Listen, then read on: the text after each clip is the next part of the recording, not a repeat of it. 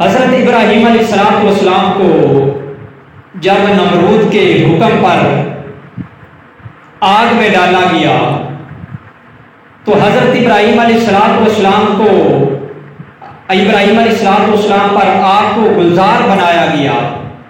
تو ابراہیم علیہ السلام آگ میں ایسے بیٹھے تھے جیسے بندہ پھولوں کی سیج پہ بیٹھا ہو۔ اب جو نمرود کی بیٹی تھی اس نے ایک بہت بڑی منزل تھی، اس پہ بیٹھ کر دیکھا کہ ابراہیم کو دیکھو کہ ان کا کیا حال ہوا ہے۔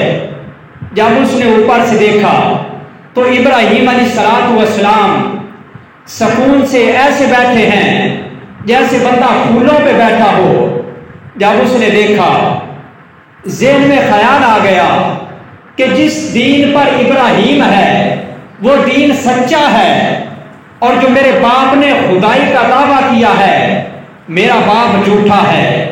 اب بیٹی نے یہ فیصلہ کیا، اوپر سے چھلانگ لگا دی، کلمہ پڑھا لا الہ الا اللہ ابراہیم خلیل اللہ۔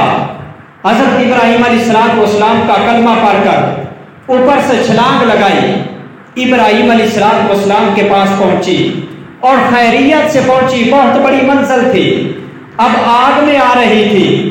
جب آگ میں پہنچی تو آگ ابراہیم کی برکت سے اس پر بھی گلزار ہو گئی۔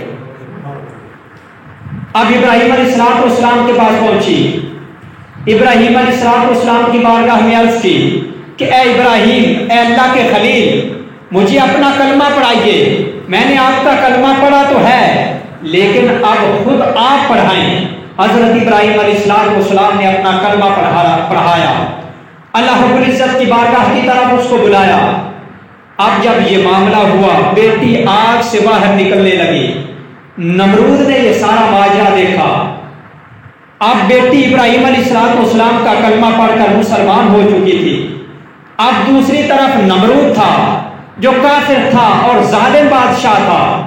اس نے بیٹی کو منع کیا کہ اے بیٹی، میں نے سارا ماجرا دیکھا تو ہے، وہ حق پر ہیں، لیکن اب اتنے لوگ میری اتباع کرتے ہیں، میں بادشاہ ہوں، اگر میں اپنے دین کو چھوڑتا ہوں تو میں ذلیل ہو جاؤں گا، رسوا ہو جاؤں گا۔ اب بیٹی آپ بھی میرے پیچھے چلے۔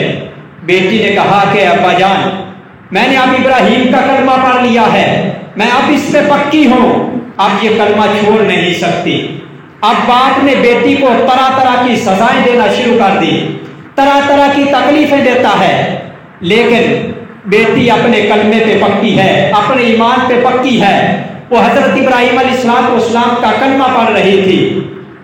اب اللہ رب العزت نے جبرائیل علیہ السلام کو حکم فرمایا۔ جبرائیل علیہ السلام نے بیٹی کو نمرود سے دور کر دیا، بیٹی کی حفاظت کی۔ اب دیکھیے، ایک طرف نمرود کی بیٹی تھی جس نے ابراہیم علیہ السلام کا کلمہ پڑھا تھا، اب اتنی اونچی جگہ سے چھلانگ لگائی تو اللہ نے اس کی حفاظت کی، آگ میں آئی، اللہ نے اس کی حفاظت کی، اور نمرود کے ظلم سے اللہ رب العزت نے اس کی حفاظت کی۔ ایک طرف بیٹی ہے، دوسری طرف باپ ہے۔ اب بیٹی نے ابراہیم کا کلمہ پڑھا ہے، باپ ابراہیم کا دشمن ہے،